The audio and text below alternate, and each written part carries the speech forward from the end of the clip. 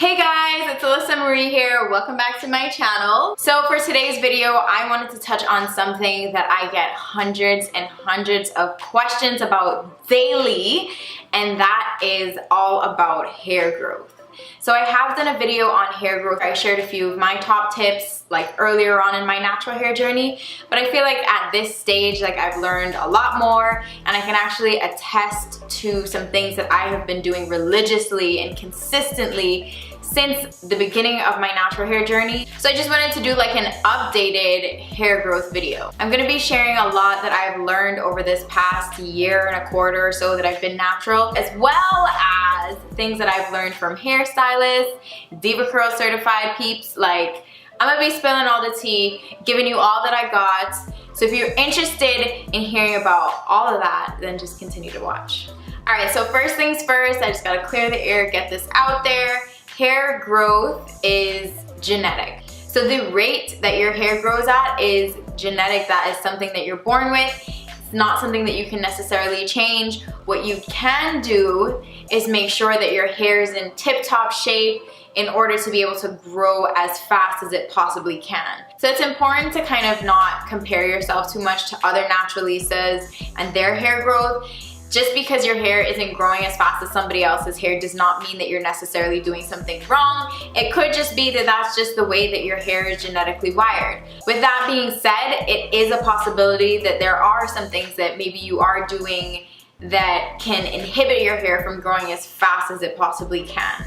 So really what I'm discussing here are some tips that will help your hair to be at its happiest and healthiest, because that's really the main goal. Once your hair is healthy and happy, it's gonna be growing as fast as it's genetically wired to do. So for my first tip is actually something that I have learned recently, and I have actually tested on my hair and realized, holy shit, this is true. So my first tip would be to stop using heavy oils and heavy butters in your hair.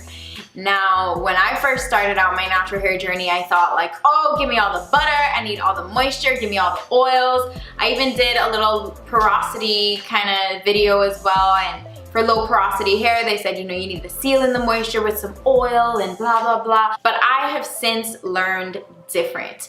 So how you can think about it is that oil and water, when you try to put them together, they never mix, they just completely repel each other. And so when you're putting oil in your hair, it's actually gonna repel any other water from getting back into your hair. Especially when you are just continuously using oils on top of oils and butters and more oils. All you're doing is adding more buildup to your hair, and that could actually in turn make your hair drier because there's so much like caked up on your strands that the water isn't able to get in, and then you end up with dry hair that's just really upset with you, and then it just doesn't want to grow. I actually did learn this from a DevaCurl certified hairstylist, and at first I was kind of just like, nah, my hair needs oil, like what are you talking about? But I actually gave it a try and stayed away from my heavier products and started using more light products like DevaCurl products, amazing. Camille Rose also has some really amazing products that are really moisturizing but not like a super heavy butter. But I have noticed that my hair is much lighter, it's much more bouncy. It just seems happier overall when I'm not layering it on with all that kind of goopy stuff. Natural hair craves moisture. Water is moisture, so you don't want to use oil and make that be a barrier in between your hair and the water that your hair needs so much. All right, and for my next tip is to do weekly treatments. And when I say weekly, I mean weekly. Like, consistency is key when it comes to taking care of your hair. A weekly treatment will allow your hair to bounce back from maybe a rough week of styling. Maybe you went to the gym for the full week, me, and your hair is just completely dried out. It's just like a nice boost for your hair, and it fills it back up with much needed nutrients, and I just think this is something that is 110% necessary. But you can't just do like a weekly treatment here and there. Like, you can't wait for your hair to be like super dry and breaking off for you to then be like, oh, let me do a treatment. Like, a treatment is something that you should do consistently. Ever since I went natural, I swear to you, I have done a weekly treatment without fail. Like, once a week. Sundays are my days.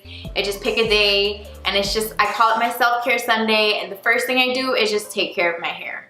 All right, for tip number 3, I know this is gonna be hard to hear from some of you guys who really like to use straighteners and stuff, but I would say absolutely no heat. 0 heat to straighten your hair. I personally have stayed away 100% stayed away from flat irons and from blow drying my hair straight.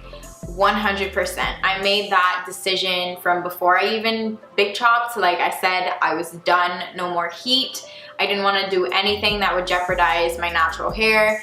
And to be honest, I feel like that has prevented my hair from a lot of potential damage. A lot of people with curly hair like to say, oh, you know, I only blow dry my hair like once or twice a year. But to me, I just feel like heat is heat. And once you have put that into your hair, it's kind of like, it doesn't matter how often you do it. Obviously, if you do it more often, then your hair is gonna be more damaged.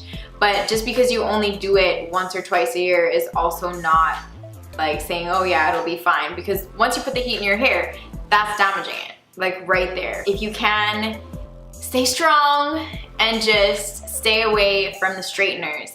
The only time that I ever have used heat in my hair is when I'm drying it with a diffuser, and even then I kind of like to keep it on like a more warm setting rather than the fully like hottest setting. I really feel like that has helped my hair to stay very happy, to stay very moisturized and bouncy and just in an optimum state.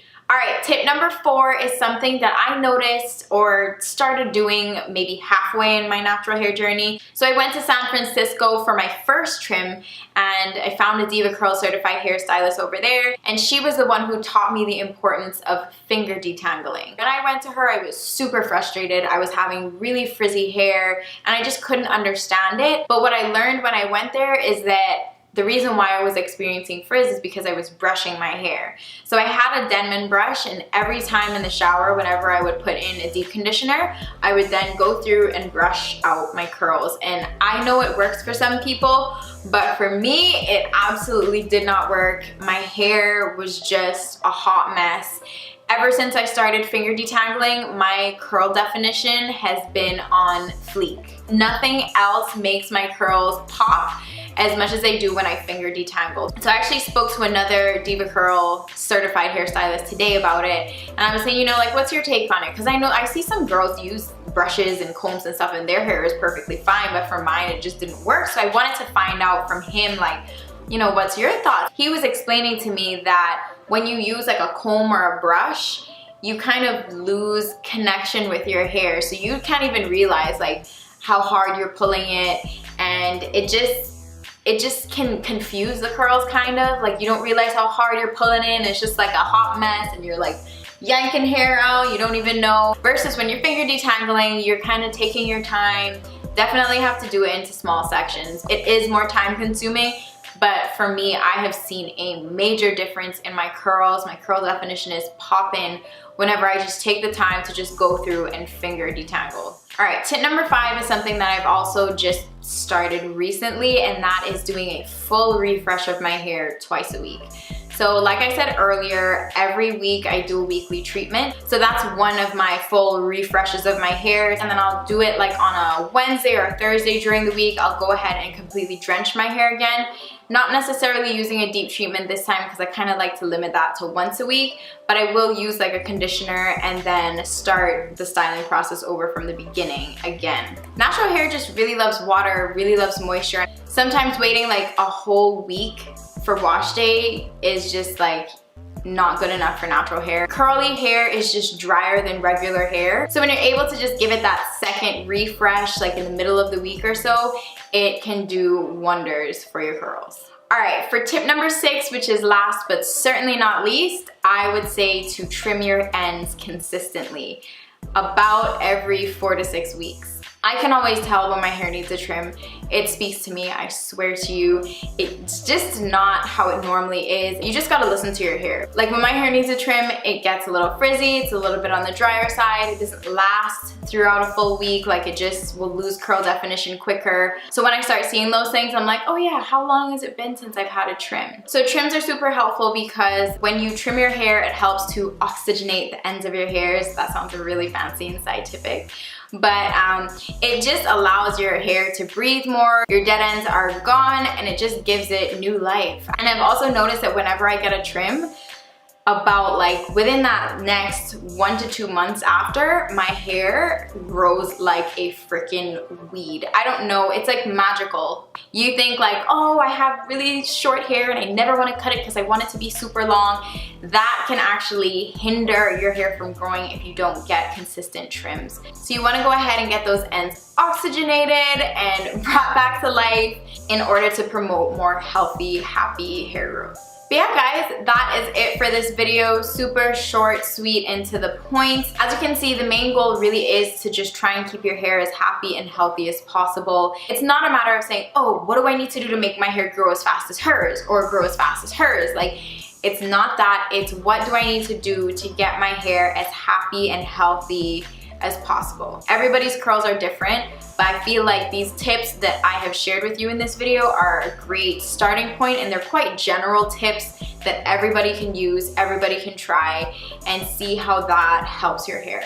I hope you enjoyed this video, guys. I've been wanting to do an updated video just based off of all of the questions that I get on this topic. So if you guys have any further hair growth tips, please go ahead and comment them below. Your girl needs to see them, other girls need to see them, we all need to see them. Let's just share all the hair growth tips down below, okay? As always, if you like this video, go ahead and give me a thumbs up, and also please do not forget to subscribe.